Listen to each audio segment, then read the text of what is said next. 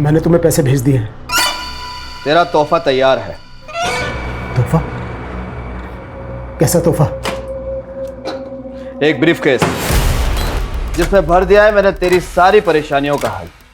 इस ब्रीफकेस में तेरे सारे खताओं की माफी, तेरी और तेरे परिवार की जान बची रहे, इसलिए तुझे बहुत सारी लाशें बिछानी है।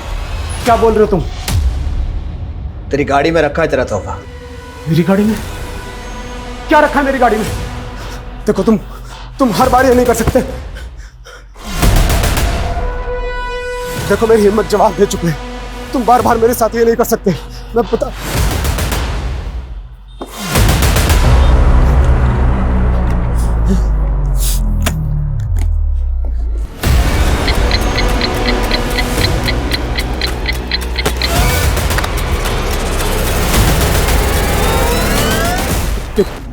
क्या है ये? तुम्हारा तोहफा। इस ब्रीफकेस के 2 लॉक हैं। इस लॉक को दोनों को एक साथ खोलते ही तुम्हारा टाइमर चालू हो जाएगा, जो कि 2 मिनट का है। 120 सेकंड। 120 सेकंड बाद टिक टिक टिक। और अगर तुमने इस बॉम्ब को यानी कि इस ब्रीफकेस को 2 मिनट के अंदर बंद कर दिया तो टाइमर भी बंद हो जाएगा। देखो तुम पहले तुम मेरी बात सुनो। जल्दी से जाकर इस ब्रीफकेस को किसी भीड़-भाड़ वाले इलाके में रख दो, वरना देखो तुमने अब तक जो कुछ भी काम मैंने किया है, लेकिन प्लीज मैं ये नहीं कर पाऊंगा, बिल्कुल नहीं। नहीं करेगा तो तेरी खूबसूरत बीवी और कमसिन बेटी का क्या हाल होगा? 5 घंटे, सिर्फ 5 घंटे हैं तेरे पास। अगर 5 बजे तक धमाके की खबर नहीं मिली तो वरना। Hello hello hello.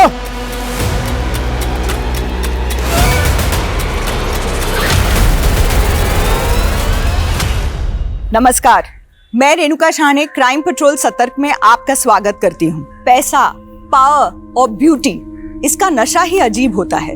एक ऐसी मृग तृष्णा जिसकी होड़ में रोशनी कब अंधेरे में बदल जाती है पता ही नहीं चलता। अर्श की बुलंदी कब फर्श की गर्त में समा जाती है एहसास ही नहीं होता। हमारी चाह, हमारी तमन्ना हमें कभी कभी इतना मोहताज बना देती है कि हम हाथ फैलाते हैं तो गुनाह अपनी बाहें फैलाए सामने होता है।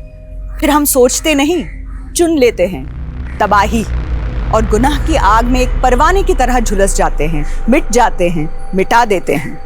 इस केस में भी ऐसा ही हुआ। ये एक ऐसी घातक व्यथा है जिसका एक काला इतिहास है, जिसकी कालीख से कई मासूम जिंदगियों का दुर्भाग्य लिखा गया था। फिर क्या हुआ मम्मा? फिर राजकुमारी ने अपने लंबे बालों को महल से नीचे लटका दिया और राजकुमार उन बालों के सहारे ऊपर आ गया। तुम्हें भी। पापा!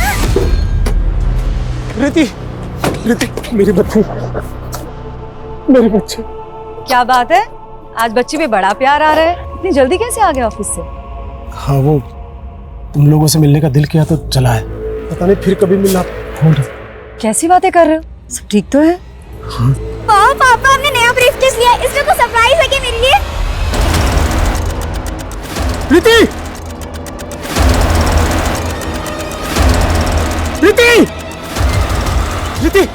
छोड़ो उसे! समझ में नहीं आता है क्या? ऐसे बिना पूछे नहीं उठाते। इतना गुस्सा क्यों कर रहे हो? बच्ची ने ब्रीफकेस उठा लिया तो ऐसे बात करोगे उससे? सॉरी बेटा, सॉरी। अच्छा, आप घर पे ही हैं? वो एक क्लाइंट से मिलने आया था तो सोचा घर होता चलता हूँ। हाँ? क्या जीजा जी, आप तो मुझे देख के ऐसे खिसक रहे हैं जैसे क्रिमिनल हो। अरे क्या हुआ जीजा जी, इतने सीरियस क्यों? मजाक कर रहा हूँ, मजाक। अपनी बहन के साथ करना मजाक। चलता हूँ। अरे घर आ ही गए तो लंच करके जाइए ना। भूख नहीं है, तुम अपने भाई का चाय नाश्ता देखो।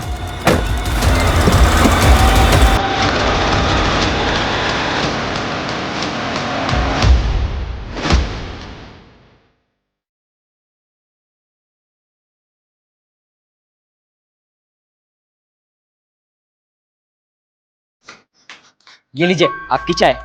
साला बनूंगा।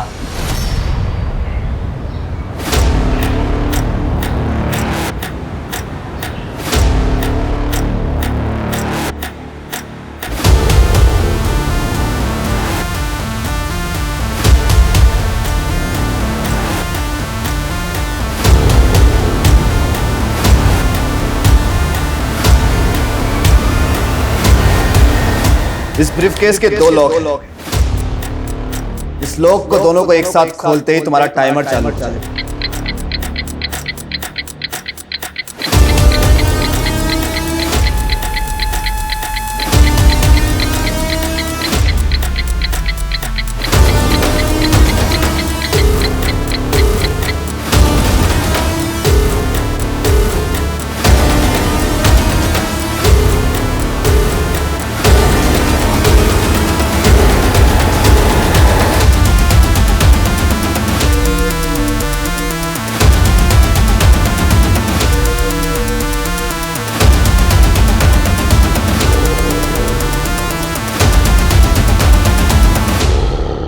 अरे ऐसे कैसे गुम हो गया?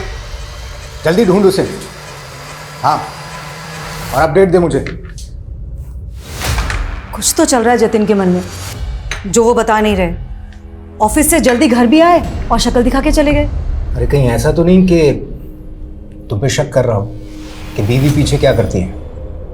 अरे जस्ट जोकिंग, टेंशन वाली कोई बात नहीं है, सब ठीक हो जाएगा। Hope so. वो क्या है ना साहब, इस साल बारिश ठीक से हो भी नहीं पाई।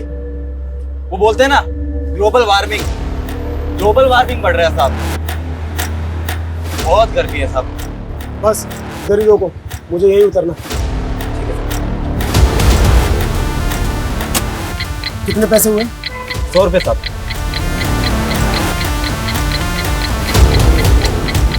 ये रखो। अरे साहब,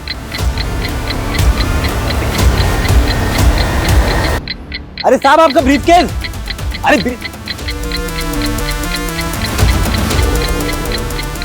अरे साहब आपका ब्रीफकेस तो लेके जाओ। अरे साहब, देख के कौन चल सके के? सॉरी साहब अजीब आदमी हो, इतना महंगा ब्रीफकेस आपने ऑटो में छोड़ दिया। इसमें कुछ गड़बड़ तो नहीं? अरे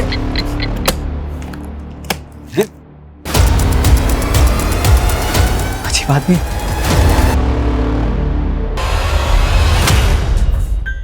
कहीं ऐसा तो नहीं कि मन्ना ने आपको रिश्वत दी और आपने उसे निकलने दिया? ये आप क्या बोल रहे हैं सर? मेरे पास तो सिर्फ डंडा।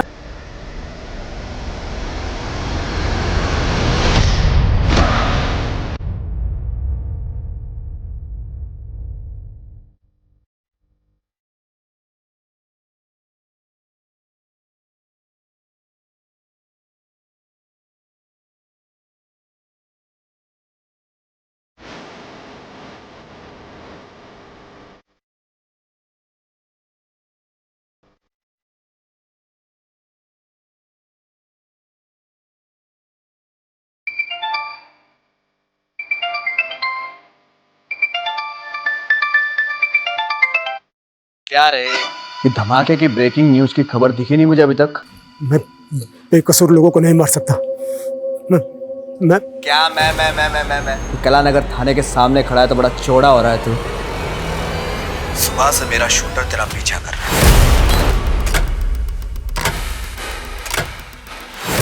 अगर एक कदम और तूने आगे बढ़ाया तो तुझे गोली मार देगा, और तेरे मरने के बाद तेरी बीवी मेरी रखेल और बेटी धंधे वाली। और सुन, मेरा एक आदमी तेरे घर पे भी है। नहीं नहीं नहीं नहीं, नहीं। उन्हें कुछ मत करना, तुम जो कहोगे मैं करूंगा। तो निकल वहां से अभी के अभी। और दोनों लोग खुलने के बाद जो 2 मिनट में धमाके वाली बात थी ना, वो कहानी थी, झूठी कहानी। टाइमर तो ऑलरेडी सेट कर रखा है मैंने। अब तो इसे खोल या मत खोल, धमाका तो होगा। अब कुछ देर है तेरे पास, कुछ देर। Hello hello hello.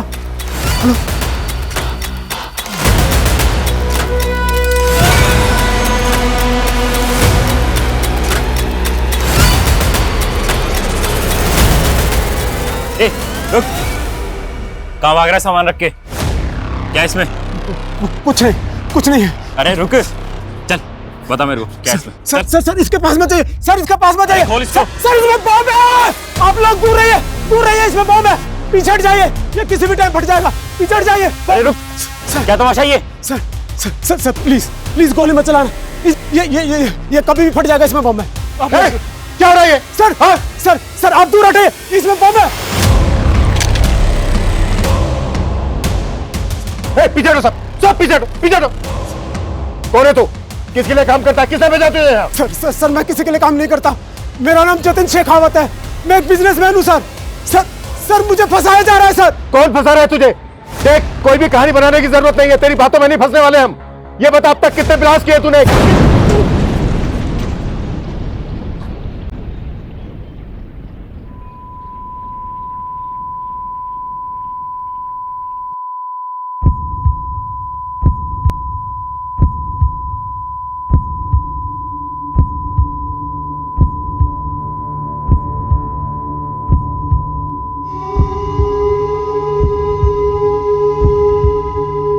पानी लाओ, चल रहा है।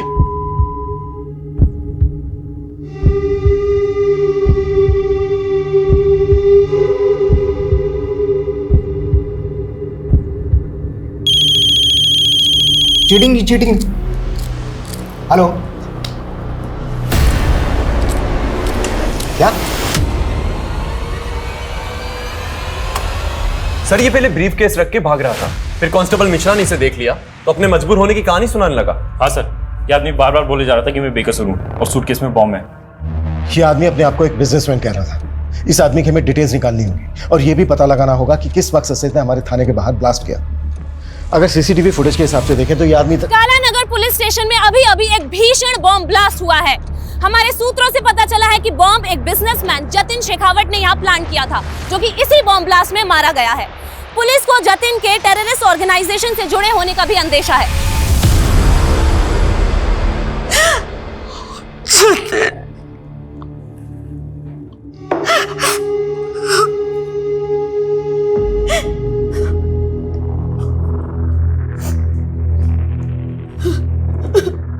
किस टेरर ग्रुप के लिए काम करता था तुम्हारा पति?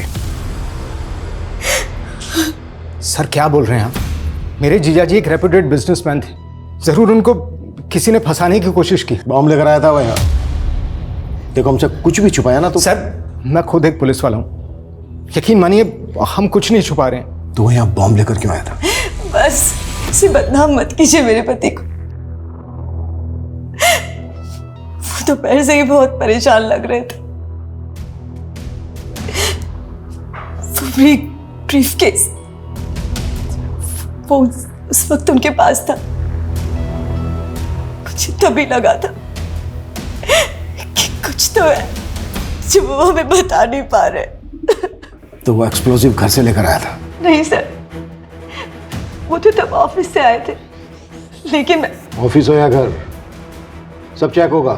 अगर हमें बाद में पता चला ना कि तुम अपने पति और तुम अपने जीजा को बचाने की कोशिश कर रहे हो तो तुम दोनों को भी बख्शा नहीं जाएगा।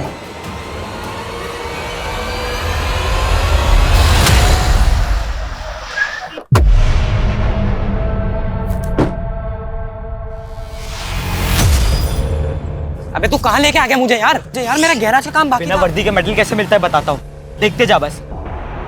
जो मैं बोलूँ वो करते रहे। साहब, आपका मुर्गा मन्ना यहाँ शक्ति बाजार के रॉयल केक शॉप में, आप आ जाओ जल्दी।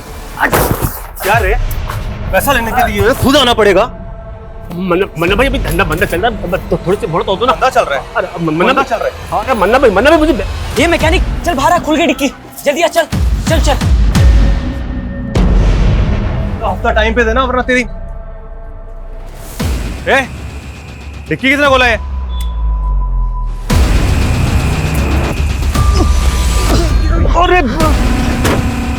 अरे डर मत, इधर आ जा, शेर पिंजरे में बंद है।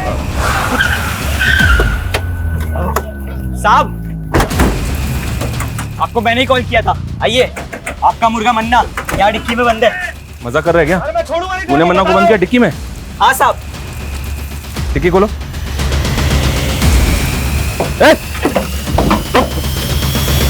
साले, कितने तेरे को तो मैं देख लूंगा। गाड़ी में डालो से, चुपचाप बैठ। Good job. थैंक यू साहब। अब तो आप मानते ना कि मैं पुलिस वाला बन सकता हूँ? पुलिस वाले को तो पता नहीं, पर मेरा खबरी बन गया है तू। सच्ची? तो साहब अब जल्दी जल्दी बताओ, अभी आगे क्या काम करना है ताकि मैं खबरी से पुलिस वाला बन जाऊं। इसी तरह अच्छा काम करता रहे। सर जतिन सर का बहुत ही क्लीन इंपोर्ट और एक्सपोर्ट का बिजनेस है सर। वो गलत नहीं हो सकते सर। ये इंपोर्ट एक्सपोर्ट का बिजनेस तो सिर्फ दिखावा है। यहाँ और क्या क्या होता है हम सब पता लगा लेंगे। जाके फाइल चेक करो उधर। आप बेवजह शक कर रहे हैं साहब। मैं खुद यहाँ 5 साल से काम करता हूँ, आप जैसा सोच रहे हैं वैसा कुछ नहीं है। लेकिन सर जब सुबह जतिन सर अचानक से यहाँ से निकले तो मुझे भी थोड़ा सा अजीब लगा था। और सर फ़ोन पे किसी से तो झगड़ रहे थे, हो सकता है किसी ने फंसाया उनको। सर कौन फंसाएगा उसे? सब इतना तो आइडिया नहीं है सर। लेकिन सर वो जो लड़की थी निवेदिता, वो पहले यहीं काम किया करती थी और तकरीबन 6 महीने पहले उसने सुसाइड कर लिया था। उस सुसाइड से इस ब्लास्ट का क्या कनेक्शन है? सर सुसाइड करने के बाद निवेदिता का बॉयफ्रेंड यहाँ आया था, शकील। निवेदिता! छोड़ो मुझे! सर निवेदिता कहाँ है? छोड़ो मुझे! निवेदिता! छोड़ो मुझे! सर निवेदिता ने सुसाइड नहीं किया, बल्कि इस आदमी ने मारा! छोड़ो मुझे! क्या बकवास कर रहा है? क्या बकवास कर रहा है? छोड़ो मुझे! पकड़ा है। लेकिन सर उसके बाद प्रूव हो गया था कि निवेदिता ने सुसाइड ही किया था। लेकिन उसने सुसाइड क्यों किया? सर मुझे कैसे पता होगा? जब वो यहाँ काम किया करती थी तो कभी टाइम पे नहीं आई और हफ्ते में 3-4 बार तो हाफ डे में निकल जाती थी। सर पता नहीं क्या करती थी ऐसा। और जब सर जतिन सर ने उसको नौकरी से निकालने की धमकी दी तो उसने उल्टा जतिन सर पर ही मोलेस्टेशन का केस लगा दिया था। सर बहुत अजीब लड़की थी। जतिन के घर उसके ऑफिस से कुछ भी सस्पिशियस नहीं मिला, लेकिन ब्लास्ट में जो बारूद का इस्तेमाल किया गया है वो माइंस ब्लास्ट में इस्तेमाल किया जाता है। पता करो उसके कॉन्ट्रैक्ट में कौन कौन ऐसे लोग थे जो इस तरह की बारूद का उसके लिए बंदोबस्त कर सकते। जी सर। सर हमें जतिन का फोन मिला है। फोन तो पूरी तरह से डैमेज हो चुका है, लेकिन सर इसमें 2 सिम स्लॉट्स हैं। उनमें से एक स्लॉट में उसकी सिम है जो उसका बिजनेस नंबर था। हमने उसके CDR भी निकाले सर। लास्ट वाले दिन एक नंबर से लगातार उसे कॉल्स आ रहे थे। सर ऐसा लग रहा है जैसे कि कोई उसे इंस्ट्रक्शन दे रहा हो। अगर जतिन का इंटेंशन ब्लास्ट करने का होता तो अपना बिजनेस नंबर इस्तेमाल क्यों करता? वो बार बार कह रहा था कि उसको मजबूर किया जा रहा है, मजबूर किया जा रहा है। कि जतिन वाकई में सच बोल रहा था? लेकिन सर कोई टेररिस्ट ग्रुप किसी अनजान आदमी से बॉम्ब प्लांट करवाए, ये पॉसिबल है? लेकिन हम टेरर एंगल को रूल आउट नहीं कर सकते। शायद जतिन का स्लीपर सेल की तरह इस्तेमाल किया गया हो। स्लीपर सेल वो क्या होता है सर? ये स्लीपर सेल एक तरह से उग्रवादी ही होते हैं जो आम लोगों के बीच में रहकर उग्रवादी गिरोह के लिए काम करते हैं। हमें पता चला है कि कमला नगर में एक ऐसा ही स्लीपर सेल पनप रहा है। कमला नगर? सर वहां पे तो मेरी झोपड़ी है। जानता हूँ, तभी तो ये काम तो मैं दे रहा हूँ। उसे ढूंढोगे? आप ऑर्डर दो, क्या करना है? सर आप ऐसे नाम जानकर किसी को भी उठा लोगे क्या? सर मैं मानता हूं कि मैंने उस जतिन को मारने की धमकी दी थी क्योंकि उसने मेरी गर्लफ्रेंड के साथ। लेकिन निवेदिता ने जतिन पर मोलेस्टेशन का चार्ज लगाया था, वो साबित तो नहीं हुआ? हाँ सर, लेकिन निवेदिता के साथ शोषण जरूर हुआ था और उस जतिन की वजह से उसने पहले भी। निवेदिता क्या कर रही हो तुम? छोड़ो मुझे, मर जाना चाहती हूँ मैं। वो मुझे मोलेस्ट करता है और पुलिस वाले मुझे जलील करते हैं। कहते मैंने झूठा केस किया है। सब जतिन ने अपने पैसे और पावर के बल पे अपने आप को बचा लिया था और उसका साला भी तो पुलिस में है। ऐसा ही विनोद? हाँ जानते हैं उसको, वो देख रहा था ये केस। हाँ सर आपको नहीं लगता है कि उसने अपने जीजा को बचाया होगा? वो हम देख लेंगे, लेकिन पहले तू ये बता, तेरे किसी भी आईडी में तेरे बाप का नाम नहीं है। आया कहाँ से तू? सर मैं अनाथ हूँ, कानपुर के एक अनाथालय में पला पड़ा। आप चाहे तो पता कर सकते हैं। और निवेदिता? हमें पता चला है उसका अंतिम संस्कार भी तूने किया है। उसकी फैमिली? निवेदिता भी मेरी तरह अकेली और बेसहारा थी और इसी का फायदा उठाकर उस जतिन ने उसे अपना शिकार बनाया।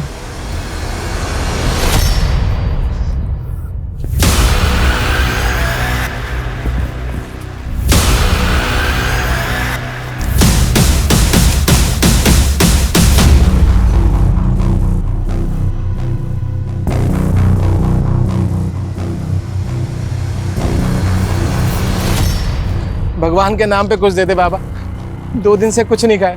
क्या चचा, इतने हट्टे खट्टे होके भी भीख मांग रहे हो? बेटा पैर में बहुत दर्द रहता है और ज्यादा देर तक खड़ा भी नहीं रह जाता। अच्छा तो दौड़ाए आपको? ए रुक, ए चोर चोर, पकड़ो पकड़ो पकड़ो, ए रुक।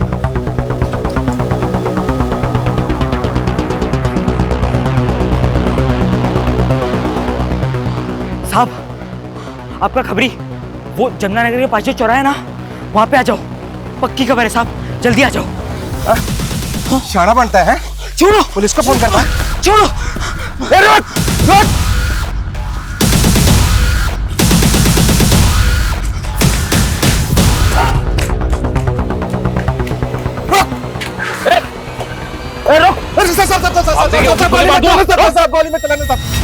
ज्यादा चालक बनता है हाँ? जस्ता पे नजर रखता है, पकड़ो इसे।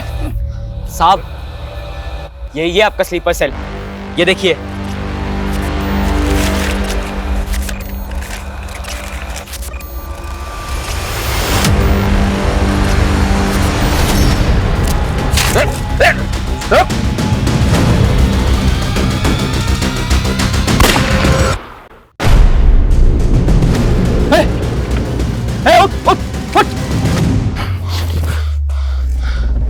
इसको मरना नहीं चाहिए था, इससे पता करना था कि ये किसके लिए काम करता था। अगर निवेदिता झूठी थी तो उसने जतिन के ऑफिस में सुसाइड क्यों किया? क्या फिर वो एक मर्डर था जिसे तुमने सुसाइड साबित किया, जैसे निवेदिता के मोलेस्टेशन के चार्ज को किया था? सर मैं अपना काम बहुत ईमानदारी से करता हूँ सर, और मैंने अपने जीजाजी को भी एक सस्पेक्ट की तरीके से इन्वेस्टिगेट किया। मैंने उनको कोई रियायत, कोई ढील नहीं दी थी सर। इस लड़की के कहने पर तुम अपने जीजा को अरेस्ट करने आए हो? जीजा हैं आप अपनी जगह पे, लेकिन आपके एम्प्लॉय ने आप पर काफी सीरियस चार्जेस लगाए हैं। इसका कहना है कि आप मॉलेस्ट करते हैं इसे। ये झूठ बोल रही है। अब आपको जो कहना है थाने चलकर कहिएगा। वाह विनोद, आज दिखा दिया ना, जब तू अपनी बहन का सगा नहीं है तो अपने जीजा का क्या होगा? शमा तुम्हारी सगी बहन नहीं है? नहीं सर, हम लोग बचपन में एक ही मोहल्ले में पले बड़े। वो बचपन से मुझे राखी बांधा करती थी। लेकिन सर ये बात तो बिल्कुल अलग हुई ना। और सर आखिर में निवेदिता ही झूठी साबित हुई थी, और वो किसी को मुंह दिखाने के काबिल नहीं रही, इसलिए उसने सुसाइड कर लिया। फिलहाल जा सकता हूं? सूरज। जी सर। नजर रखो इस पे। ये ऑफिसर मुझे कोई ठीक नहीं लग रहा, और जतिन के कैरेक्टर को भी हमें डीपली समझना होगा। उसकी जिंदगी में कई ऐसे किरदार थे जो अभी तक सामने नहीं आए हैं, उन्हें भी हमें सामने लाना है। Act fast. सर।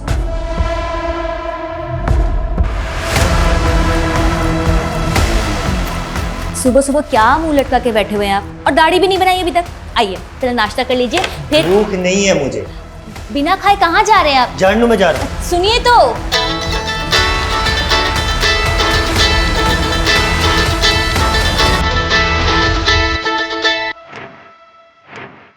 हेलो,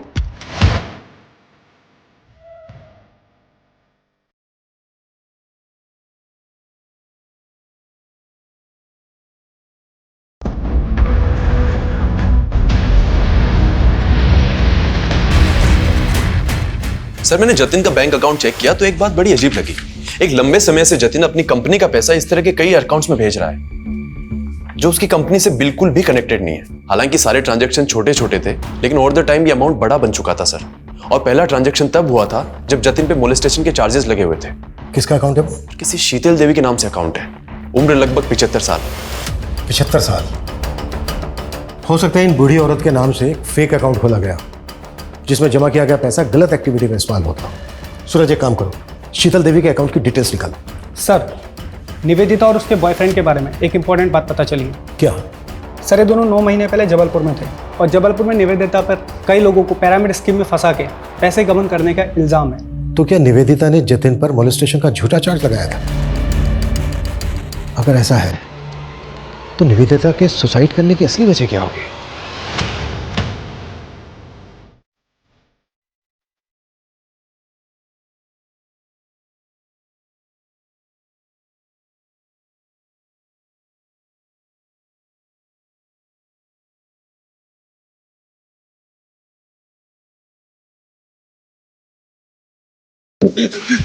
अभी वक्त है, बोलते हैं सर। सर बोलता सर, मेरा इस पिरामिड स्कीम से कोई लेना देना नहीं है सर। मैं तो बल्कि सर निवेदिता का भी इससे कोई लेना देना नहीं था। उसे तो लगता था कि वो एक फाइनेंस कंपनी में काम कर रही है, और जब एक दिन वो अपने ऑफिस गई और वहां पर उसने ताला और अपने इर्द गिर्द गुस्साए लोगों को देखा तो सर उसे कुछ समझ नहीं आया। वो डर गई थी। जब तक उसे सब चीज़ समझ में आई तब तक बहुत देर हो गई थी सर। मौका दिया था मैंने तुझे सच बोलने का, सर मैंने सच बोला है सर। जब तक ये सच ना बोले ना तो साले को।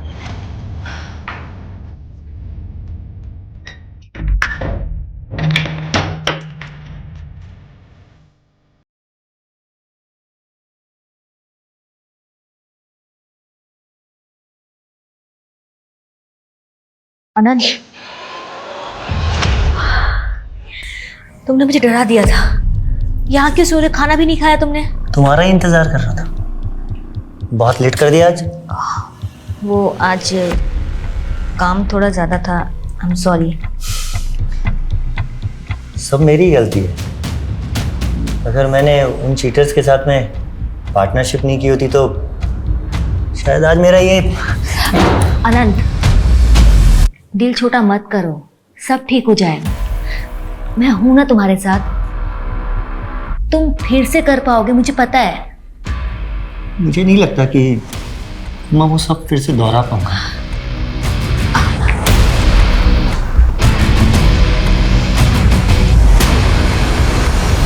सर जतिन का जो फोन हमें मिला उसमें 2 सिम स्लॉट्स थे। एक स्लॉट में उसका करंट नंबर है और दूसरे में जो नंबर मिला उसके सीडीआर में हमें वंशिका नाम की लड़की का नंबर मिला। सर वो नंबर अभी बंद है, लेकिन अक्सर वो उसको रात को कॉल किया करता था। तो तुम्हें लग रहा है कि जतिन का वंशिका के साथ अफेयर होगा? लेकिन सर जब वंशिका का सीडीआर निकाला तो उसमें जतिन की वाइफ शमा का नंबर भी मिला। आपने हमें यह भी नहीं बताया कि जतिन दूसरा फोन नंबर भी इस्तेमाल करता था। कौन सा नंबर सर? जो उनके दूसरे नंबर के बारे में कुछ भी नहीं पता। वंशिका के बारे में तो पता होगा, आप कॉल भी करती थी उसे। वंशिका? हाँ, जतिन की एक दोस्त थी। जतिन ने ही कभी मेरे फ़ोन से कॉल किया होगा उसे। जतिन की मौत के बाद वंशिका मिलने आई आपसे? कॉल किया उसने आपको? तो फिर ऐसी कैसी दोस्ती थी? और अब तो फ़ोन भी बंद है उसका। सर मुझे इसके बारे में कुछ भी नहीं पता। ज़रूरत पड़ी तो दोबारा मिलेंगे।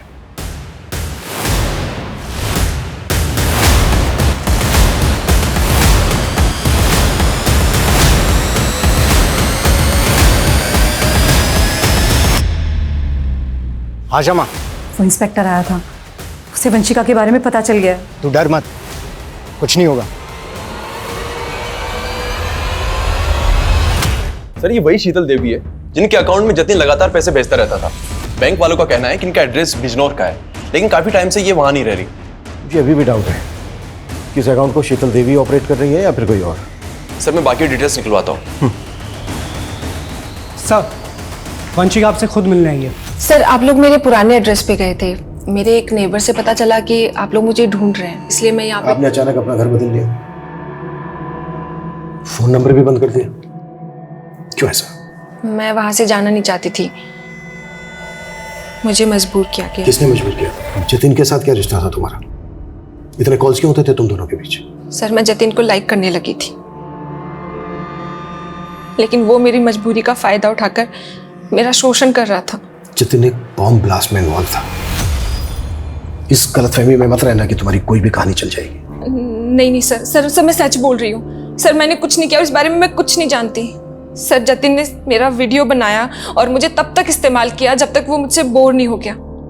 और सर मैंने कोशिश भी की थी पुलिस में कंप्लेंट करवाने की, लेकिन उसकी बीवी और साला दोनों मेरे पीछे पड़ गए थे। सर पहले मुझसे मेरा पति छीना और अब कोर्ट में उसके खिलाफ जाकर मुझसे मेरी इज्जत छीनना चाहती है।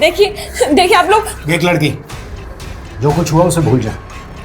मैं खुद पुलिस हूँ, केस करने से कोई फायदा नहीं होगा। सर मैं बहुत डर गई थी, इसलिए मैंने वो जगह ही छोड़ दी और अपना नंबर बंद करके मैं दिल्ली चली गई। फिलहाल तुम जा सकती हो, जरूरत पड़ी तो फिर बुलाएंगे।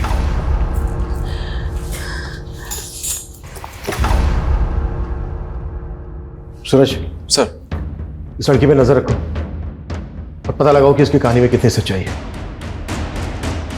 निवेदिता ने भी जतिन पर मोलेस्टेशन का चार्ज लगाया था।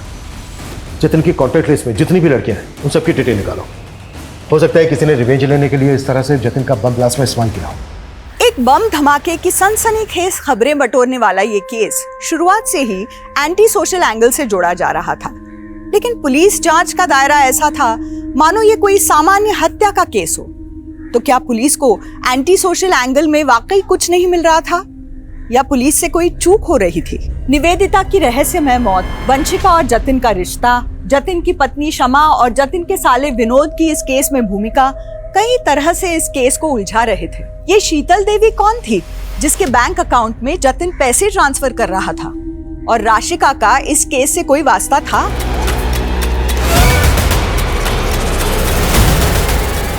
आखिर राशिका का कत्ल किसने और किस मकसद से किया था? इस केस के कई और भी राज थे जो अभी तक बेपर्दा होने बाकी थे। हौसला रखो उस्मान, हम भले ही केस हार गए लेकिन तुम हिम्मत मत हारो, मैं पूरी जान लगा दूंगा। कैसे हार ना मानूं? मैं उस्मान हूं तो मैं झूठा हो गया? हर बार हमारी जमात के साथ नाइंसाफी होती है। मेरी आंखों के सामने मेरे बेटे को मार दिया। आमिर, मैंने उसके गुनहगार को अपनी आंखों से देखा और मेरा ही बयान पलट दिया। ये इंसाफ?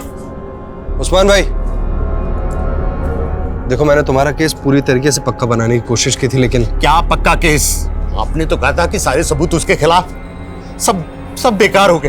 इतना नाउम्मीद मत हो उस्मान, हम अभी भी हाई कोर्ट जा सकते हैं। अब हाई कोर्ट हो या सुप्रीम कोर्ट, जब तक उस नेता को फांसी के फंदे पर नहीं चढ़ा देता तब तक मैं चैन से बैठने वाला नहीं। ये पोस्टर हर जगह लगा दो, कोई भी जगह छूटनी नहीं चाहिए। इस बार जीत हमारे मनोज भैया की। और बाहुबली, तैयारी कैसे चल रही है? राम राम मनोज भैया, कृपा है आपकी। जाओ अपना काम करो। मनोज भैया हमारी तैयारी तो बहुत जोर शोरों से चल रही है, लेकिन ये आपके जो कारनामे है ना, कहीं आप कोई हवा ना कर दे। क्या बक रहा है तू? आप टेंशन मत लो, आप ना चुनाव की तैयारी करो।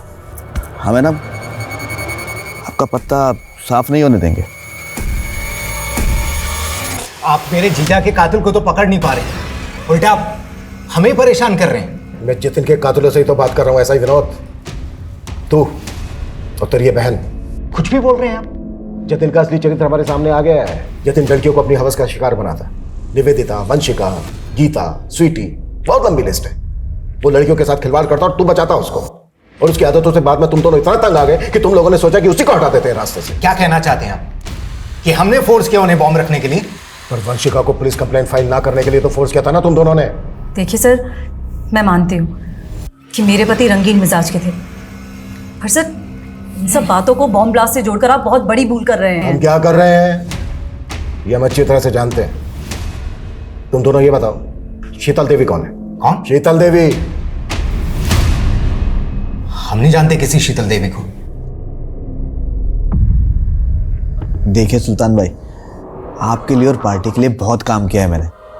अब पार्टी ने फैसला करके आपको एमपी की दौड़ के लिए लगा दिया और यहाँ एमएलए का टिकट मनोज भाई को दे दिया।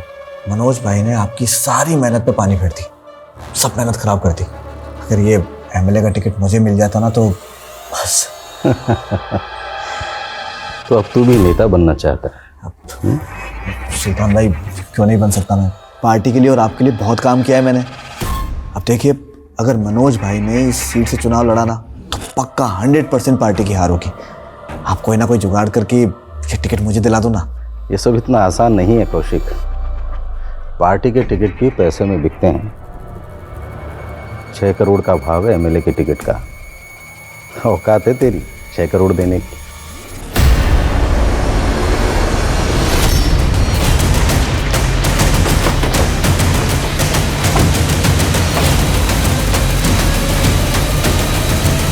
पीछे चलिए, आप पीछे चलिए।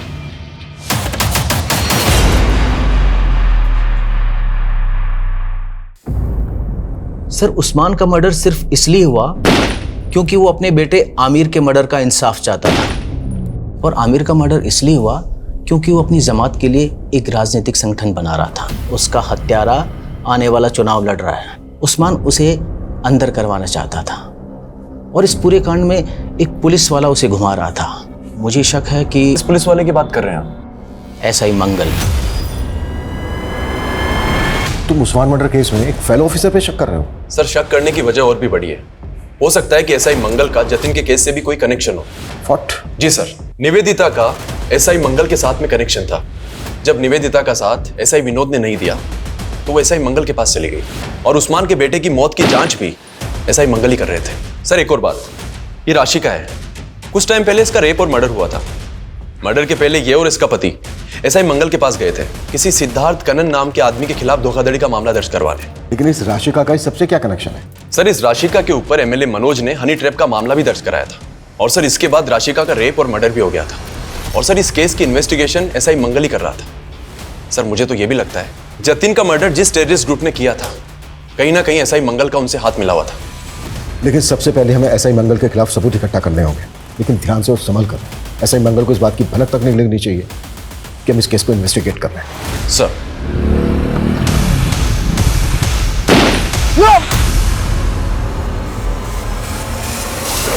सर मैं एसआई मंगल को इन्वेस्टिगेट कर रहा था तो मुझे शीतल देवी के साथ उसका कनेक्शन मिला। एसआई मंगल का शीतल देवी के साथ कनेक्शन? जी सर, एसआई मंगल के साथ में एक अनुज नाम का कांस्टेबल काम किया करता था। शीतल देवी उसी अनुज की नानी है जिसके अकाउंट में जतिन पैसे भेजा करता था। सर आप एक ईमानदार ऑफिसर पर ऐसे संगीन आरोप नहीं लगा सकते हैं। सर मेरा उस ब्लास्ट से कोई लेना देना नहीं है। तेरे साथ काम करने वाले कांस्टेबल अनुज से मिले हम, शीतल देवी जिसकी नानी है। वो अपनी नौकरी और इज्जत बचाने के लिए सरकारी गवाह बनने के लिए तैयार हो गया है और उसकी नानी भी गवाही देंगी कि उनके अकाउंट को तू। सर मैं सच कह रहा हूँ सर, मेरा उस ब्लास्ट से कोई लेना देना नहीं है सर। सर मैं सिर्फ और सिर्फ एक कठपुतली था सर। मुझ पर प्रेशर था 1 करोड़ रुपए इकट्ठा करने का, वरना मेरी जान चली जाती सर। साफ साफ बोल।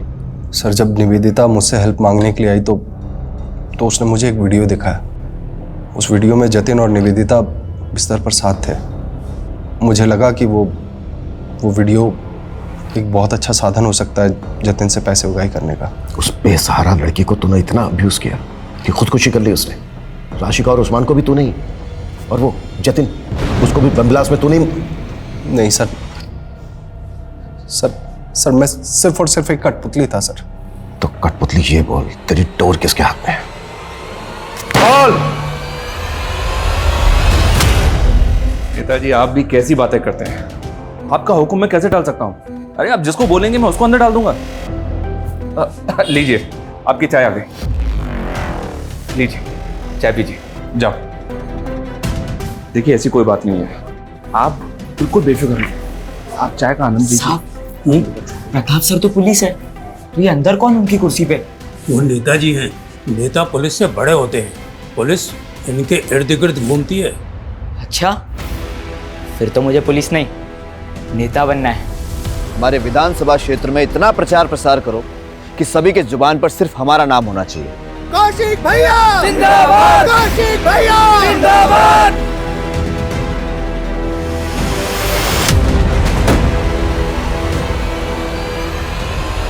सर एसआई मंगल ने जिस कौशिक तिवारी का नाम बताया है वो बचपन में पुलिस का इन्फॉर्मर था। देखते ही देखते पॉलिटिशियन सुल्तान का दिल भी उस पर आ चुका था। उसके सर पर सुल्तान का हाथ है। एमएलए का टिकट भी उसको सुल्तान नहीं दिलवाया सर। अभी कुछ टाइम पहले उस पर अटैक हुआ था जिससे पब्लिक की सिंपैथी उसके साथ हो गई। सर उस पर हाथ डालना आसान नहीं है। जानता हूं थोड़ा मुश्किल है, लेकिन मैंने डीसीपी सर से बात की है। अगर हमारे पास उसके खिलाफ स्ट्रॉन्ग एविडेंस तो उसका अरेस्ट वारंट हमें जरूर मिलेगा। ऐसा ही मंगल और अनुज के स्टेटमेंट पे आप लोगों को वारंट मिला है, लेकिन आप लोग मेरे खिलाफ अदालत में कुछ प्रूव नहीं कर पाएंगे। जितने दिन मुझे अंदर रखेंगे उतना ही मैं जनता के सामने पॉपुलर हो जाऊंगा और फिर मैं इसे अपने विरोधियों की साजिश साबित कर दूंगा। जैसे तूने खुद पे अटैक करवा के ये साबित कर दिया, और भी बहुत सारे सबूत है हमारे पास तेरे खिलाफ। जतिन जिन शीतल देवी के अकाउंट में पैसे ट्रांसफर करता था, उनके अकाउंट से तेरे चमचों के अकाउंट में पैसा ट्रांसफर होता था। ऐसा ही मंगल को तूने 1 करोड़ रुपए इकट्ठा करने का टारगेट दिया। राशिका, उस्मान का बेटा आमिर, जतिन जिस बम ब्लास्ट में मारा गया। हाँ, मरवाया मैंने सबको। आखिर थे क्या वो मेरे लिए? सिर्फ मोहरे। देखो मैं पहले ही तुम्हें बहुत पैसे ट्रांसफर कर चुका हूं। अब मेरा और निवेदिता का वीडियो डिलीट करो प्लीज। तेरा तोहफा तैयार है, एक ब्रीफकेस। इस ब्रीफकेस में तेरे सारे खताओं की माफी है। जतिन से बहुत सारा पैसा वसूलने के बाद मैंने उसका इस्तेमाल करके पॉलिटिशियन मनोज के इलाके में बम धमाका करके उसकी छवि बिगाड़ने का पूरा बंदोबस्त कर लिया था। नेता के जाने के बाद बाहुबली को टिकट मिलता है और मुझे इस टिकट की कीमत अदा करने के लिए 6 करोड़ रुपए की रकम अदा करनी थी।